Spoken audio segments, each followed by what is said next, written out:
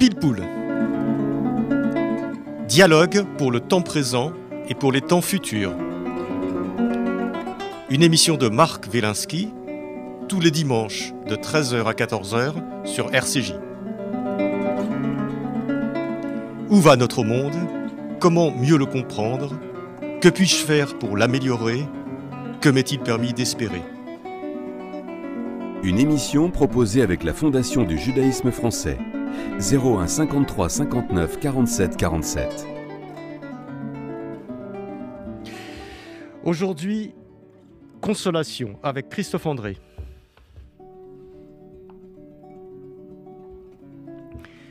J'ai longtemps été aveugle à la consolation. En tant que psychiatre, je me contentais de soigner. En tant qu'auteur, d'expliquer et d'encourager. En tant qu'humain, de réconforter. Un jour, je suis tombé malade, gravement, et je me suis dit que ma vie allait peut-être se terminer plus vite que je ne l'avais prévu. Cela ne m'a pas rendu anxieux, plutôt triste de quitter cette existence avant de m'en être lassé. Et cette tristesse ne m'a pas replié sur moi, mais m'a poussé à observer ce monde plus attentivement encore. Comme toutes les personnes menacées par la mort, j'ai trouvé que la vie était belle. Et comme beaucoup d'entre elles, j'ai découvert que j'avais un immense besoin de consolation. Dans ma grande fragilité du corps et de l'esprit, le moindre sourire, le moindre chant d'oiseau, le moindre copeau de bienveillance ou de beauté me faisait un bien infini. Christophe André, bonjour. Bonjour. Christophe André, je ne vous présente plus, mais je vous présente quand même. Pour les quelques personnes qui ne vous connaîtraient pas, vous êtes médecin psychiatre, vous êtes un des meilleurs spécialistes français de la psychologie des émotions, vous êtes un ancien praticien dans le service hospitalo-universitaire de l'hôpital Sainte-Anne à Paris, et vous êtes lauréat du prix Jean Bernard de la Fondation pour la recherche médicale. Et vous avez écrit de nombreux ouvrages disons de vulgarisation scientifique, mais aussi d'ouvrages sur la méditation, sur toutes sortes de choses. On vous connaît aussi par vos émissions de radio, par vos interventions dans les différents médias. Et je suis ravi de vous avoir aujourd'hui à Pile Poule, Christophe André, pour ce livre Consolation que vous avez fait paraître il y a quelque temps aux éditions L'Iconoclaste, dont le sous-titre est donc Consolation, celle que l'on reçoit et celle que l'on donne. Un livre absolument magnifique, très émouvant et très personnel, je crois. Oui, le point de départ, en tout cas, du livre, ce sont mes aventures médicales. C'est souvent comme ça, vous savez, dans la vie des auteurs, en tout cas des personnes qui veulent transmettre leur expérience par écrit. C'est rare qu'on choisisse véritablement un sujet. Le sujet s'impose à nous en général. C'est vrai, bien sûr, pour les romancières et les romanciers, mais aussi pour les essayistes comme moi. Et donc, cette histoire qui m'était arrivée, évidemment, c'est un choc. Ça a été un cancer du poumon qu'on m'a diagnostiqué en 2015 et qui a été d'autant plus surprenant que je n'avais jamais fumé. Je ne suis pas fumeur du tout, donc c'était imprévisible et même ça me semblait un peu injuste. Toute maladie, évidemment, semble injuste. Et là, j'ai changé de monde. Au fond, jusqu'alors, j'étais un soignant, un humain qui avait eu des différents problèmes de santé, mais qui ne mettait pas ma vie en danger. Là, j'ai basculé dans le monde des morituri, comme on disait lors des Jeux du cirque, sous l'Empire romain, ceux qui vont mourir ou ceux qui vont peut-être mourir, ceux qui peuvent mourir, et en tout cas, qui réalisent qu'ils sont en danger. Et là, c'était très étrange cet état. Je ne sais pas si c'est C'est pas si simple à expliquer, mais à la fois, quelque chose s'est calmé en moi, heu, de la tentation de toujours travailler plus, vivre de manière trop rapide et puis évidemment, quelque chose s'est levé aussi de l'ordre de la fragilité, de l'hypersensibilité et c'est là que j'ai découvert la consolation. Donc je suis désolé pour ce long préambule, mais comme c'est une histoire personnelle, évidemment, on a Oui, mais toujours envie de raconter. c'est un préambule nécessaire aussi parce que on comprend bien votre démarche et pourquoi est-ce que vous avez envie d'écrire sur ce thème, de la consolation qui est un vieux thème, depuis l'Antiquité. On reviendra sur ces aspects, mais parce que quelque part, vous avez, à l'occasion de cette maladie, peut-être découvert ou redécouvert les vertus de finalement cette attitude assez simple et assez naturelle qu'est la consolation. Et vous dites vous-même que jusqu'à là, et pendant une partie de votre carrière de médecin, vous n'étiez pas un athlète de la consolation. C'était pas voilà, votre première qualité peut-être. Je n'y faisais pas assez attention. Effectivement, évidemment, comme médecin et puis aussi comme humain hein, de notre époque, j'étais beaucoup plus tourné vers l'efficacité. Comme médecin, moi, il me semblait que mon devoir était de guérir mes patients par tout un tas d'efforts, de traitements médicamenteux, psychothérapiques, etc. Mais pas de les consoler, parce que la consolation, finalement, elle a ceci de beau et de désespérant, c'est qu'elle n'est pas une solution. Lorsque je console quelqu'un, c'est en général parce que je ne peux pas changer le mal qui l'afflige. Si je console une personne endeuillée, je ne peux pas ressusciter le mort. Si je console un ami qui vient d'être quitté par son conjoint, ben, je ne peux pas faire revenir le conjoint, etc., etc. Donc, dans la consolation, il y a à la fois une reconnaissance de notre impuissance. Et donc, ben, comme tous les humains, je n'aime pas les situations où je me sens impuissant à agir. Et encore moins comme médecin, je détestais ça, bien sûr, les moments où je ne savais pas trop quoi faire. Et du coup, j'ai délaissé la consolation. Je savais bien que ça existait et en gros qu'il fallait être bienveillant, gentil, affectueux avec les gens dans la souffrance, mais ça n'allait pas plus loin. Je n'avais jamais pris le temps de réfléchir à l'importance que ça pouvait avoir, non pas forcément d'ailleurs à la place de la recherche des solutions, de la recherche d'aide concrète, mais à côté d'eux. Et ça, on s'en aperçoit quand on est malade, en tout cas dans le couloir des maladies graves, hein, dans ce cheminement des maladies graves, potentiellement mortelles.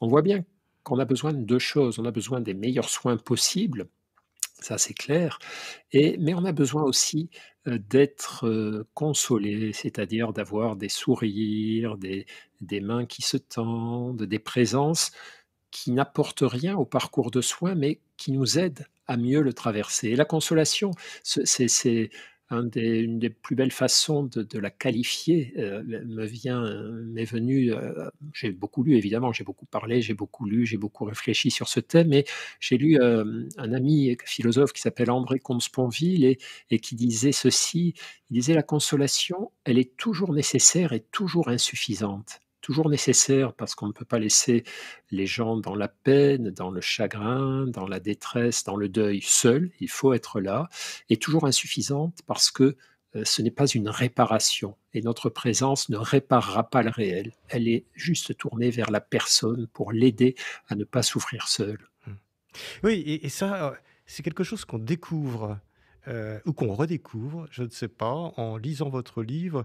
C'est cet espace de toute la relation avec une personne en souffrance, parce que en deuil, parce que dépressive, parce que, souffrant d'une maladie, et tout cet espace qui est, une aide qu'on peut lui apporter sans c'est une aide sans solution, et ça, on redécouvre en se disant: «Oui, effectivement», parce que notre tendance naturelle, peut-être, lorsqu'on voit une personne qui souffre, c'est d'essayer de l'aider, ce qui est tout à fait normal, et d'essayer de trouver une solution, à son problème. Or, Mmh. on n'a pas toujours de solution, mais Et c'est la grande leçon de votre livre, même si on n'a pas de solution, ça ne veut pas dire qu'on est impuissant, ça ne veut pas dire qu'on n'a pas d'impact sur cette personne. Absolument, absolument. Moi, ça a été longtemps un de mes défauts, par exemple, lorsque des proches étaient en détresse, avaient du chagrin, étaient en difficulté. Ça me stressait beaucoup, non seulement de les voir souffrir, mais de ne pas avoir de solution à leur apporter et du coup, je négligeais la consolation. Au lieu de commencer par les réconforter et puis de me dire: «Bon, calme-toi et vois s'il y a des solutions ou non» et dans ce cas, tu continueras d'être à leur côté, mais sans pouvoir solutionner. Je me crispais sur la recherche de solutions, je me stressais et c'était bien sûr une erreur, mais je crois que nous sommes nombreux à commettre cette erreur. Quand j'ai écrit ce livre, j'ai beaucoup questionné autour de moi, et je me suis aperçu que la plupart des gens étaient très embarrassés avec la consolation, que la plupart des gens avaient peur de mal faire en s'approchant des endeuillés, en s'approchant des personnes malades, en s'approchant des personnes blessées par la vie. Elles avaient peur de ne pas savoir quoi dire ou de dire des choses qui pouvaient peut-être faire encore plus de mal et au fond, oui, moi, je pensais être parti pour écrire un petit livre, un tout petit essai, assez bref, assez ramassé sur une expérience et un peu de concept autour de la consolation et je me suis aperçu en fait que ça traversait toute la vie humaine, toutes les vies humaines, de la naissance à la mort, parce que il y a ces 2 clichés, vous savez, sur la consolation. Il y a quand on parle de consolation, ce mot consolation fait naître instantanément, la plupart du temps, 2 images. La première image, c'est celle des petits enfants qu'on console d'un petit chagrin. Voilà, ils ont du chagrin, quelque chose s'est mal passé, donc on les console et ça va, tout ira bien ensuite. Donc la consolation bénigne, légère, banale, mais nécessaire. Et puis les consolations qu'on s'efforce d'apporter aux endeuillés, les consolations un peu plus solennelles, un peu plus dramatiques mais entre les 2, il y a aussi toutes les consolations liées aux blessures de la vie humaine. La vie n'arrête pas de nous blesser, sans solution parfois ou sans solution claire ou sans solution immédiate et pour autant, dans ces moments où nous sommes blessés par la vie, on a besoin d'être réconfortés ou soutenus par les autres, le plus souvent, mais parfois aussi de se consoler soi-même, de prendre soin de soi, de faire preuve d'auto-bienveillance. Donc, tout ce monde de la consolation, ce que j'ai découvert, c'est qu'il est beaucoup plus vaste qu'on ne peut l'imaginer au départ en regardant, ça de loin, comme je le faisais. Et dans cette façon de regarder la consolation, il y a quelque chose qui est vous retrouvez en fait, une vieille, réflexion, depuis la nuit des temps qui est un peu la justice et l'injustice parce que, eh bah, vous en parliez en introduction, vous avez, souffert d'un cancer du poumon, alors vous n'étiez pas fumeur et vous avez le réflexe quand même de dire: «Mais c'est injuste». Mais, la vie est injuste. C'est à la base de votre réflexion, il y a l'acceptation, tranquille, je dois dire, et très émouvante que la vie est injuste. Oui, la vie est injuste, la vie est tragique, et vaut mieux l'accepter. Alors, ce mot acceptation, il est explosif, hein, ça c'est chaque fois que je le prononce, je je précise tout de suite après, de quelle manière je l'entends. L'acceptation, c'est pas la soumission au réel, c'est pas la résignation face au réel, c'est la reconnaissance que ce réel est là, que ce réel existe. Accepter, c'est pas dire: «C'est bien» ou «Il y a rien à faire», c'est dire: «C'est comme ça. Pour l'instant, la réalité est telle qu'elle est là devant mes yeux et c'est pas la réalité que je souhaiterais, mais c'est la réalité qui s'impose à moi». Donc plutôt que de me, alors c'est même pas plutôt que de me révolter, mais plutôt que de m'agiter, de m'énerver, de perdre du temps dans des vaines colères ou des vaines gesticulations, c'est plutôt me dire: «OK, voilà, les choses sont comme ça. Qu'est-ce que je peux faire pour agir efficacement, pour transformer la situation ou pour survivre à cette situation?» Et l'acceptation, c'est ce temps de reconnaissance de tout ce qui ne va pas, de tout ce qui nous blesse, de tout ce qui est injuste, et ça ne manque pas dans nos vies et sur cette terre, pour mieux agir, pour mieux préserver nos énergies, non pas dans la déperdition de passions tristes, mais en garder le meilleur. Accepter, ça ne veut pas dire renoncer à la colère ou renoncer à la tristesse, mais c'est en garder la meilleure part, faire ce nettoyage, parce qu'une colère qui ne regarde pas les réalités telles qu'elles sont, c'est une colère qui va nous amener dans le mur. Donc c'est un concept très délicat, c'est ce concept d'acceptation est très subtil et très compliqué, mais très nécessaire aussi parce que comme vous le disiez, tant qu'on n'a pas admis, que la vie, nous réservait, un nombre important d'expériences, injustes et terribles, alors, voilà, on est dans l'illusion. Mais Mais reconnaître que la vie est tragique et difficile, ça n'est pas cesser de l'aimer, hein. Excusez-moi. ouais. Christophe André, oui, mais quand vous dites, là je rebondis un petit peu, parce que quand vous dites, oui, lorsque je suis en situation, je vis un deuil, une personne qui vient de mourir, ou alors un gros choc émotionnel au niveau activité professionnelle, émotionnelle, lorsque son compagnon ou sa compagne nous quitte, ou enfin, vous parlez de tous ces grands chocs de l'existence. Mais vous n'êtes pas toujours en état de réagir. Enfin, nous ne sommes pas toujours en état de réagir avec justement la sérénité à laquelle vous faites allusion. Parce que un choc, c'est un choc. Donc, le moment où on se dit, bon, on se pose, ça m'arrive d'examiner la situation, c'est peut-être, je ne sais pas, c'est plus tard. Vous en parlez dans votre livre. Hein. Vous parlez du temps qu'il faut pour ce genre de développement. Absolument, ça c'est très important, très important. C'est-à-dire, quand on est frappé par l'adversité, dans un premier temps, on fait ce qu'on peut. On fait ce qu'on peut et comme vous le disiez, la plupart du temps, le chagrin, la colère, la détresse nous submergent et là, d'une part, nous, on est désorientés, on est paumés et c'est voilà, on va pas pouvoir, faire des opérations mentales d'apaisement ou de discernement bien élaborées et d'autre part, les gens qui viennent nous consoler doivent également savoir ça et cette période de détresse, de désorientation, lorsque nous venons d'être frappés par l'adversité, c'est une période où il est inutile de vouloir consoler par des conseils, par des propositions, par des comparaisons. C'est l'erreur la plus fréquente qu'on commet en matière de consolation, c'est qu'au début, quand on s'approche de quelqu'un qui souffre, c'est pas de conseils qu'il a besoin, c'est pas de recadrage sur ce qu'est vraiment la vie, et cetera. C'est de présence et d'affection, de choses très simples. On n'a pas forcément besoin de rentrer dans des grands discours sur ce qui se passe, mais lui rappeler qu'on est là, qu'on est prêt à l'aider et qu'on peut déjà commencer à l'aider avec des choses simples, aller marcher ensemble, faire des courses ou des démarches administratives ensemble si ça lui pèse et cetera.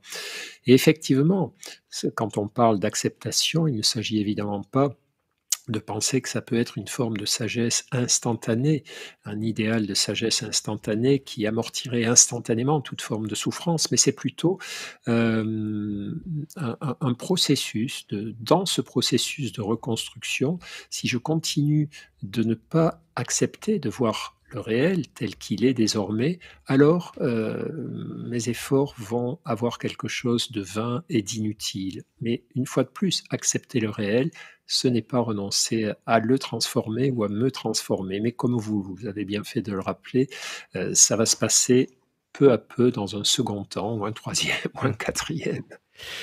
Et vous décrivez bien d'ailleurs Christophe André, hein, je rappelle dans ce livre qui s'appelle Consolation, aux éditions Iconoclaste. Vous mettez. Ce qui est très, très intéressant, c'est que vous parlez évidemment de la sidération de la personne qui subit un malheur, qui apprend une très mauvaise nouvelle ou qui vit un deuil. Mais vous parlez aussi de la sidération, qui n'est pas moindre, de son entourage. Mmh. Et du fait que on est désemparé et ce livre donne des clés très très simples pour savoir comment agir effectivement sur soi lorsqu'on a ce genre de situation, ce qui est quand même très très compliqué, mais ce qui est peut-être plus facile, et ça vous donnez quelques clés intéressantes, d'agir sur la personne endeuillée lorsqu'on fait partie de son entourage et qu'on a envie de l'aider.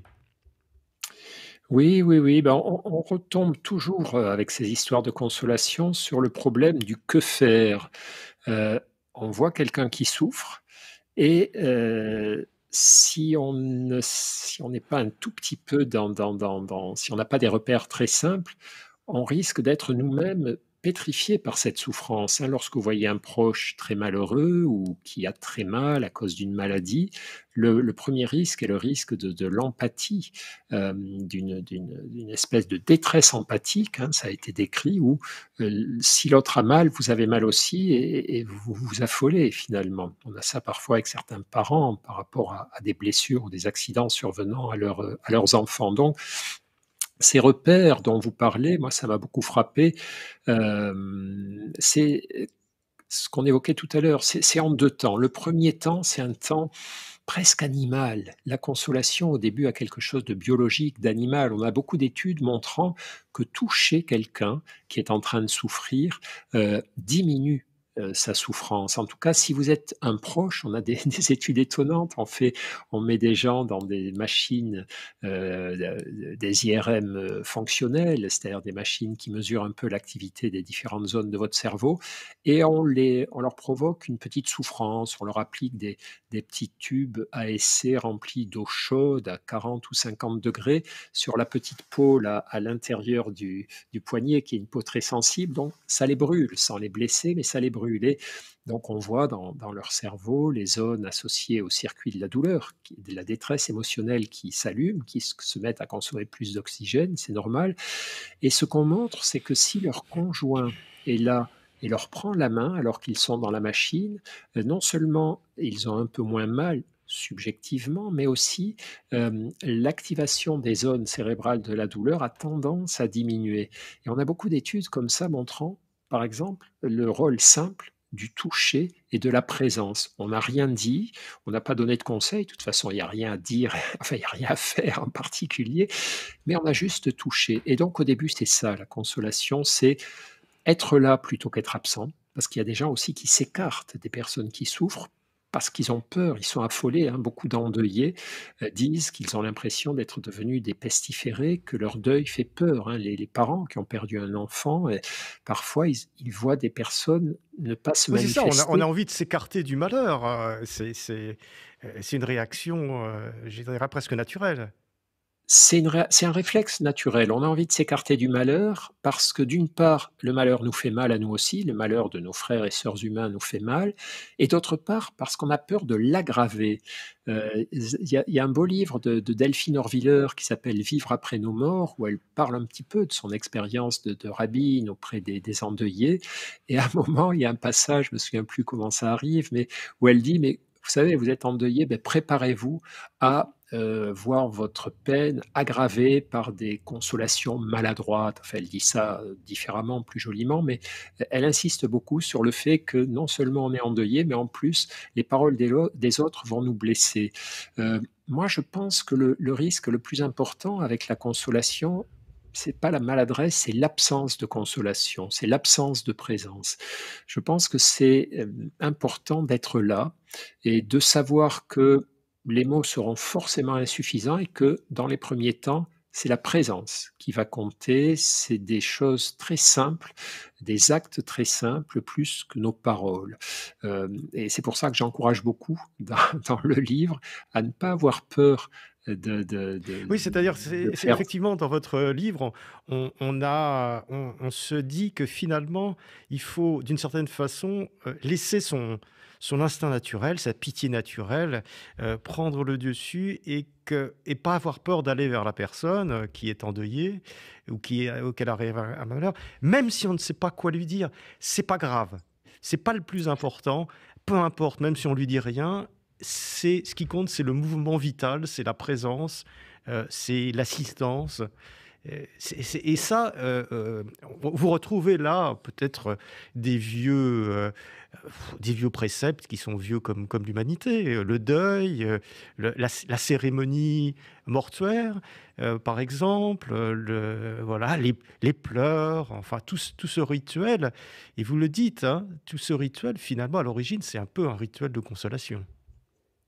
Oui, oui, oui. Les religions elles-mêmes, hein, on peut penser un de leurs fondements ça aura été le besoin de se consoler, mais c'est vrai que c'est très frappant cette histoire. Beaucoup d'historiens, de préhistoriens ont tendance à penser que le début des civilisations humaines, le début des cultures humaines, c'est, l'ensevelissement des morts, le rituel, d'accompagnement des morts et donc on met des petites fleurs, des petits objets, des petits voilà, on ne laisse pas les corps se décomposer, mais on les enterre, notamment selon un rituel. Mais je crois aussi qu'il y a, et ça c'est plus compliqué à retrouver, puisque les corps enterrés avec des objets, ça on les retrouve. Mais je crois qu'aussi la deuxième caractéristique dans l'émergence de ce qu'est une culture humaine, c'est que on ne laisse pas les gens enterrer leurs morts tout seuls. C'est-à-dire que le groupe, la tribu, à mon avis, et je ne suis pas historien ni préhistorien, mais se réunissait autour des parents endeuillés, des conjoints endeuillés, etc.,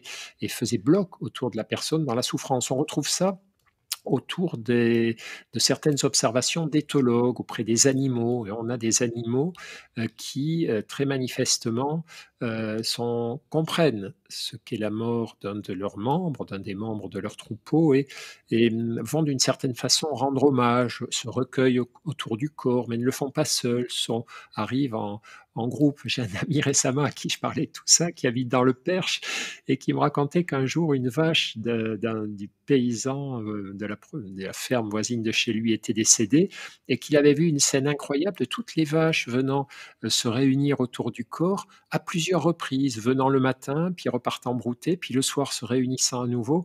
Une espèce de truc mystérieux qui ressemblait un petit peu à une consolation de groupe. Enfin voilà, là c'est des interprétations un peu lointaines, mais en tout Oui, cas mais vous c'est avez bien la raison de preuve que souligner que c'est en deçà, d'une certaine façon, du langage, oui. en deçà de la raison, que c'est un mouvement naturel. D'ailleurs, vous dites bien que les enfants, sont très sensibles à ce genre et vont peut-être spontanément aller prendre la main d'une personne, alors qu'elles ne comprennent même pas, à la limite, ce qui lui arrive. Oui, les enfants perçoivent le chagrin, la détresse d'autrui et notamment la détresse des autres enfants qui, pour eux, est très claire à décoder. Ils ont du mal parfois avec les chagrins des adultes parce que les adultes masquent ou leur chagrin, enfin, l'expriment différemment. Mais lorsqu'un enfant voit un autre petit enfant pleurer, il essaie de faire quelque chose. Il essaie de s'appro Alors au début, il essaie de trouver des solutions. Il lui donne un jouet ou il lui amène sa mère, sa mère à lui, pour qu'elle tente de consoler l'autre enfant. Mais souvent, effectivement, il s'approche, il essaie certains essaient de faire des câlins. Et Oui. donc ce mouvement de la consolation, cette sensibilité, empathique à la détresse d'autrui qui aboutit à ce mouvement de consolation, effectivement comme s'il était pré-câblé dans notre cerveau. Et d'ailleurs, les éthologues, encore eux, considèrent que les espèces consolatrices, vous savez, il y a des espèces d'animaux qui se consolent entre eux, notamment chez les grands singes, mais pas que, chez certains mammifères, hein, les éléphants peut-être, certains troupeaux de vaches ou de moutons. Moi, j'avais vu une scène comme ça chez des moutons. Il y a des espèces qui consolent les animaux en détresse, soit les mâles qui ont perdu un combat contre un autre mâle. Les animaux, à ce moment-là, singes, éléphants, moutons, s'approchent de l'animal vaincu comme pour le réconforter. Chez les singes, c'est très net. Ils lui font des câlins, ils l'épouillent, donc là, on voit que c'est du réconfort. Chez les autres mammifères, c'est moins net. Alors qu'il y a des espèces où ils s'approchent aussi des mères endeuillées. Les mamans qui perdent un petit sont consolées par les autres membres du groupe, font l'objet d'attentions un peu plus fortes que d'habitude. Et puis il y a des espèces où on s'en fout. Des espèces où, si vous perdez votre bébé ou si vous perdez un combat, les autres animaux ne s'occupent pas plus de vous que d'habitude, peut-être même moins, parce que en cas de combat, ils ont peur de prendre un mauvais coup, de subir votre colère ou celle du vainqueur. En cas de deuil, ils ont peut-être peur que voilà, ça leur porte malheur ou même pas. Ils sentent que l'animal est moins en forme que d'habitude, donc ils s'en écartent au cas où il serait malade. Donc, ces espèces consolatrices sont, comme par hasard, les espèces les plus évoluées, les plus adaptées à leur environnement. Donc, les éthologues considèrent que c'est une force pour une espèce animale, et l'humain est une espèce animale d'une certaine façon, que de prendre soin de ses membres transitoirement affaiblis, ne pas les laisser sur le bord du chemin. Ouais. Oui, parce que la vie, finalement est faite de souffrance et de deuil. Vous disiez même à vos étudiants, en préambule ou en introduction de vos cours, la vie, c'est simple, on naît, on souffre, on vieillit, on meurt. Voilà, et vous les laissiez méditer là-dessus. Effectivement, Ouais. c'est une vision, qui n'est pas fausse, qui n'est pas particulièrement réjouissante de l'existence. C'est une vision juste, c'est une Oui, vision tout à fait. partielle mais juste. Vivre, c'est souffrir, vieillir et mourir donc le effectivement, j'avais l'habitude de commencer comme ça. Alors c'était pas n'importe quel cours, hein, c'était les cours sur la psychologie positive. C'est-à-dire ces cours où on enseigne aux étudiants l'importance au fond du bonheur, du bien-être et ce que je voulais en faisant cela, c'est leur rappeler que le bonheur, c'est pas un luxe, mais c'est une nécessité. Hein, c'est Paul Claudel qui écrivait: «Le bonheur n'est pas le but, mais le moyen de la vie». Autrement dit, si on n'éprouve pas régulièrement des moments, où notre vie est agréable, où notre vie a du sens, on n'est pas équipé ensuite pour faire face à l'adversité. Naître, donc c'est enfin vivre, c'est souffrir, vieillir, mourir. Donc ça, c'est vrai, c'est irréfutable, mais heureusement, ce n'est pas que ça.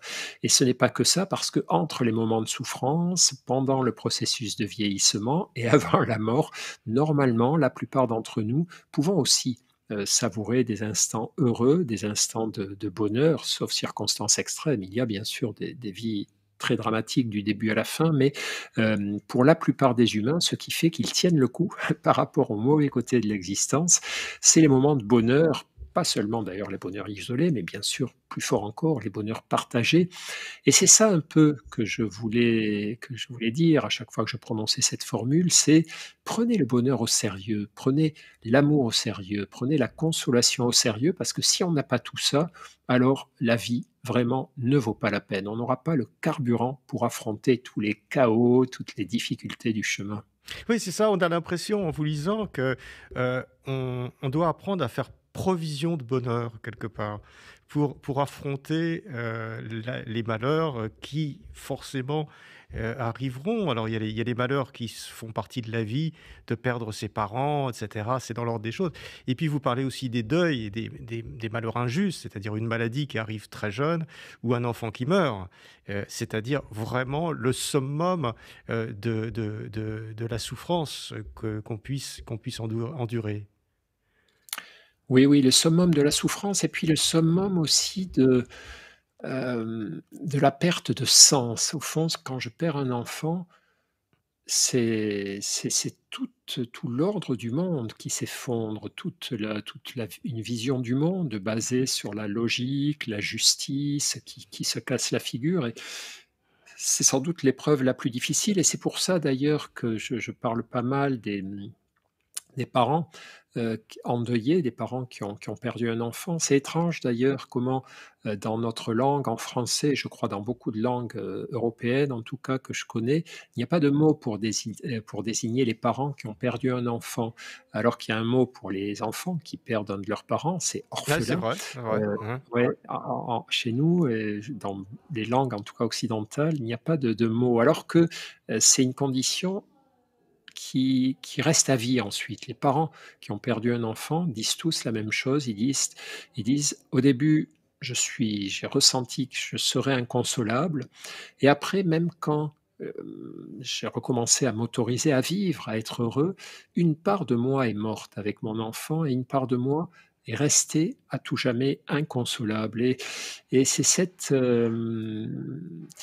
cette part d'inconsolabilité qui les caractérise ensuite. Il y a, Laura Adler, la journaliste Laura Adler a écrit un livre très poignant, sur la perte de son petit garçon en bas âge, assez tôt, je crois qu'il avait 1 an à peu près et elle décrit comment des années après, alors qu'en apparence elle s'est consolée, vue de l'extérieur, elle a repris sa vie, ses activités, elle a recommencé à se sentir heureuse et cetera, enfin par moments comme tout le monde et comment, à certains moments, il y a une espèce de chagrin qui part de son ventre, qui remonte, qui la submerge et elle fond en larmes pendant 1 heure, 2 heures et il y a rien à faire. Le chagrin reste, incarcéré, reste encastré en elle et ça n'empêche pas, c'est là où c'est intéressant, c'est-à-dire la consolation, ce n'est pas un processus qui est là pour supprimer la peine, pour effacer la peine. La consolation, elle est là pour nous aider à nous retourner vers la vie, malgré la peine et la souffrance qu'on a traversées ou qu'on va continuer de traverser. C'est pas la consolation qui remplace la détresse, mais c'est la consolation à côté de la détresse, malgré la détresse. Ça, c'est un processus assez complexe aussi, qu'il faut bien piger quand on veut essayer de mieux consoler. On n'est pas là pour faire cesser les larmes, pour que les larmes s'arrêtent quand on console. On est là pour permettre à l'autre de ne pas pleurer seul, de ne pas être seul face à la détresse qui le frappe. Oui. Alors, là, effectivement, on ressent bien ça en lisant votre livre. La consolation, elle n'est pas là pour arrêter le malheur. Elle va pas. C'est pas un remède. C'est pas un contrepoison au malheur. C'est quelque chose qui va Mmh. vous remettre, d'une certaine façon, sur les rails de la vie.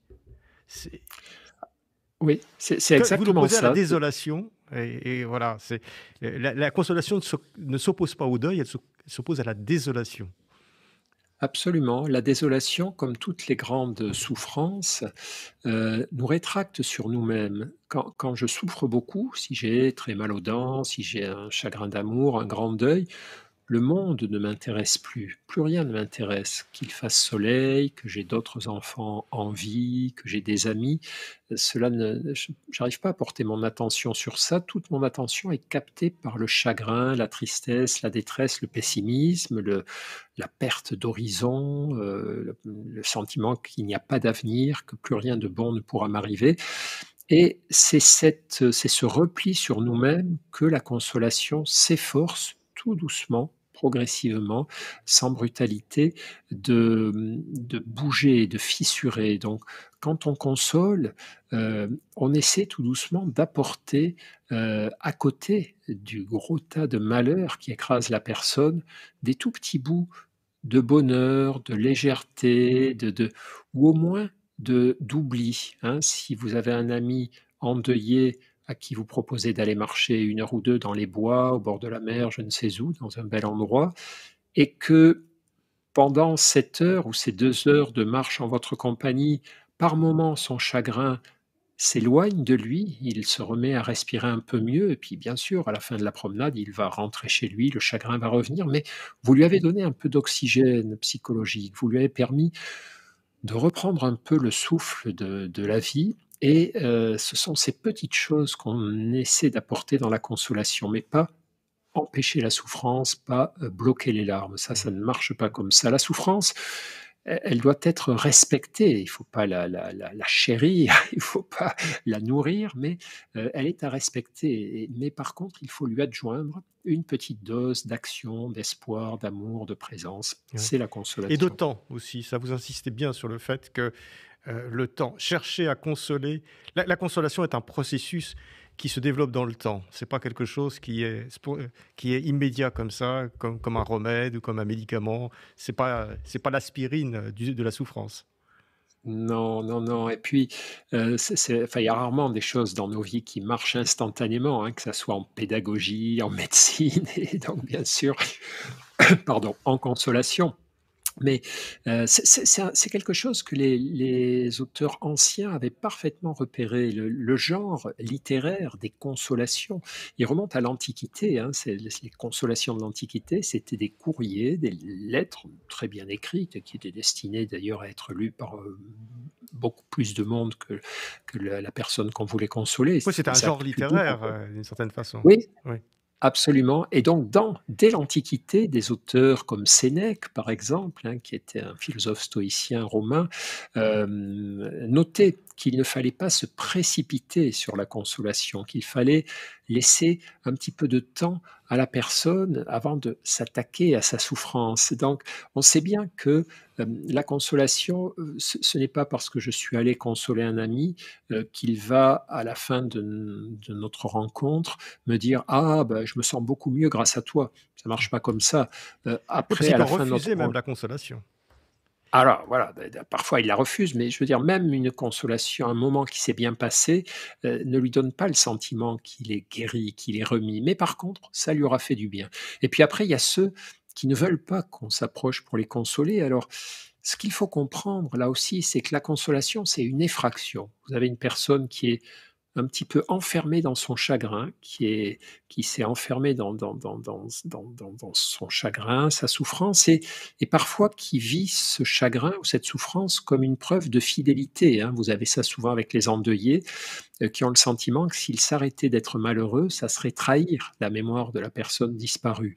Et donc vous arrivez avec votre petite consolation, toc toc toc, je suis venu te consoler, et vous dérangez les personnes enfermées dans leur chagrin. Donc parfois, on se fait jeter, on se fait rabrouer, c'est pas grave. Ça fait aussi partie du chemin que doivent emprunter les consolateurs et les consolatrices, c'est-à-dire on est quand même venu proposer son aide, on s'est fait renvoyer, mais la personne a vu qu'on était là pour l'aider et on reviendra un peu plus tard d'une autre façon.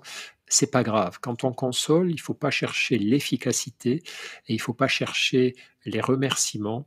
C'est juste un acte de fraternité gratuit. Et si effet il y a, si remerciement il y a, ce sera plus tard et peut-être jamais, mais c'est pas grave. On a fait notre travail d'être humain. Mmh.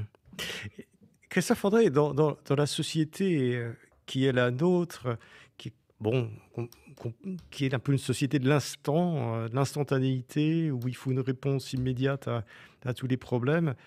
Finalement, est-ce qu'on n'est pas très loin de la société de consolation, que vous prônez ou que vous appelez de vos vœux? Je crois qu'on en est loin pour plein de raisons. Il y a plein d'écueils. Il y a d'abord, effectivement, qu'on est dans une société de l'apparence et de la performance, où alors on a d'un côté la tendance à s'afficher dans le succès, hein, c'est le problème des réseaux sociaux, même si c'est un peu en train de changer aujourd'hui, heureusement, mais où pendant longtemps, finalement, le but, c'était de montrer aux autres comme on était heureux, comme on allait bien, et cetera. Donc évidemment, pas question d'afficher sa peine, ses faiblesses, et cetera. Et puis on est par certains aspects aussi dans une société de la plainte, de la victimisation où notre souffrance parfois nous donne envie de bénéficier de certains avantages, d'une certaine reconnaissance sociale et ça non plus, ça n'est pas très consolation. C'est pas ça l'esprit de la consolation. L'esprit de la consolation, c'est de renoncer à la performance, hein, aux apparences. On accepte de montrer son chagrin, on accepte que transitoirement on est impuissant, incapable de changer le réel à cet instant. Mais c'est aussi un moment où on ne veut pas d'avantages particuliers. On veut juste, enfin, on voudrait juste mourir. Nos amis qui nous consolent voudraient juste qu'on tienne le coup jusqu'à ce que l'envie de vivre revienne. Mais c'est très différent de la plainte et parfois les consolations sont mal reçues par certaines personnes, alors là c'est plus rare évidemment, mais ça existe, qui veulent juste qu'on les admire dans la souffrance. Les gens qu'on appelle les narcissiques, les gens qui s'aiment beaucoup, qui sont persuadés d'être des personnes exceptionnelles, lorsqu'ils souffrent, lorsqu'ils sont malheureux, ils veulent pas qu'on les console, mais ils veulent qu'on dise: «Ah là là, quel cran il a, comme il est merveilleux, il affronte l'adversité» et ils veulent juste pouvoir se plaindre et susciter de l'admiration par la somme d'adversité qu'ils reçoivent. Donc là, nos consolations, vont être mal reçues. Consoler, c'est au fond, rappeler à l'autre qu'on est tous, exposés à la souffrance, que la souffrance doit nous rapprocher au lieu de nous écarter les uns des autres, mais que la souffrance est banale, que la souffrance est normale. Enfin, en tout cas, certaines souffrances, les souffrances du quotidien. Après, il y a des souffrances historiques exceptionnelles et dramatiques et scandaleuses, bien sûr, mais C'est la consolation, nécessite de l'humilité, en gros, et nécessite de renoncer aux faux dieux, que chérit notre société, le manteau de pouvoir, les hochets de puissance, de prestige, d'image, d'apparence, et cetera. Vous dites, Christophe André, dans ce livre Consolation, aussi que la consolation peut venir effectivement de nos proches, peut venir d'autres humains, même de gens qui ne nous connaissent pas du tout, puisque vous parlez de cette façon très émouvante qu'une jeune personne de la Croix-Rouge s'était mis à consoler de façon physique une victime d'un naufrage suite à des immigrations clandestines. Vous en parlez de façon... Donc finalement, c'est un processus assez naturel. On peut aller vers les gens et les consoler en retrouvant des gestes ancestraux ou innés. Mais il n'y a pas que les humains qui peuvent nous consoler. Ça, vous le dites bien dans votre livre, et c'est une ouverture, je trouve, tout à fait passionnante. D'autres choses, les animaux peuvent nous consoler, la nature peut nous consoler.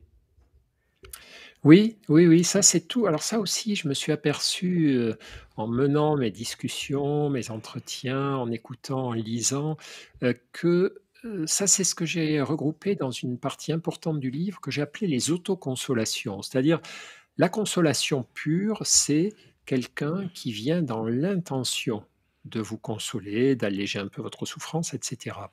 Après, il y a des consolations, qui ne sont pas pensées pour nous consoler, mais qui nous consolent. Il y a des situations, qui ne sont pas pensées pour nous faire du bien, mais qui nous font du bien. Et par exemple, effectivement, beaucoup de personnes sont consolées par la nature. Aller marcher dans un lieu naturel qu'on aime bien, au milieu des arbres, en bord de mer, dans la montagne, dans la campagne, s'occuper de son jardin, regarder des insectes butinés, un massif de lavande ou de fleurs quelconques, eh bien, ça a quelque chose de réconfortant et peu à peu de consolant. Ça nous remet dans un univers plus vaste que nous, ça nous désincarcère de notre souffrance. Les animaux aussi peuvent jouer un rôle consolateur important, simplement en les voyant vivre, en voyant leur joie de vivre pour les chiens, en voyant leur flegme pour les chats, etc. Et beaucoup de propriétaires d'animaux racontent à quel point leurs animaux de compagnie les consolent. L'art peut nous consoler, la musique, les tableaux, les lectures, évidemment. Donc tout ça, ce sont des choses qui ne sont pas pensées pour nous, qui ne sont pas faites sur mesure pour notre chagrin à nous à ce moment, mais qui vont avoir aussi un effet consolateur. La vie, pour peu qu'on s'ouvre à elle, pour peu qu'on tourne notre regard vers ce qu'elle a de beau et de bon, la vie a aussi un rôle consolateur très très grand et peut-être majeur en réalité. Nous avons besoin d'être consolés par les autres pour ne pas nous sentir seuls face à la souffrance. Ça, c'est la pire expérience, hein, l'expérience de l'abandon. Mais ce qui va peut-être sur la durée, sur ce processus dont vous parliez, sur la durée, nous faire le plus de bien de manière régulière et accessible, toujours disponible, ce sont toutes ces situations qui n'ont pas été pensées pour nous consoler, mais qui vont nous faire du bien.